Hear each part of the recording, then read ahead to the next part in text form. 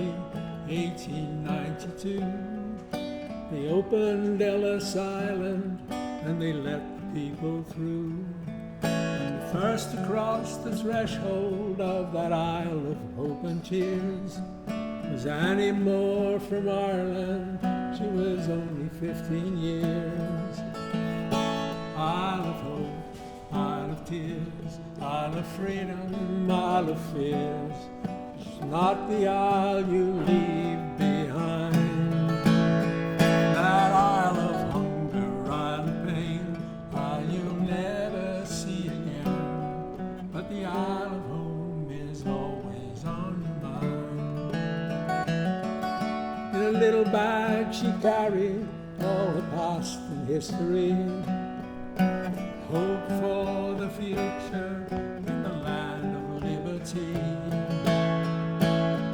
And courage is her passport.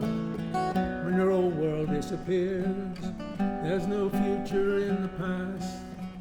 When you're 15 years, Isle of Hope, Isle of Fears, Isle of Freedom, Isle of Fears. It's not the isle you leave behind. That Isle of Hunger, Isle of Pain, Isle you'll never see again. But the Isle of Home is always on your mind.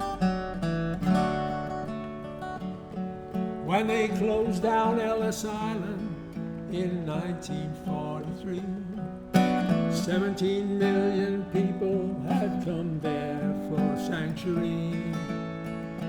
And in springtime, when I arrived and I walked out on her piers, thought of how it must have been when you're 15 years.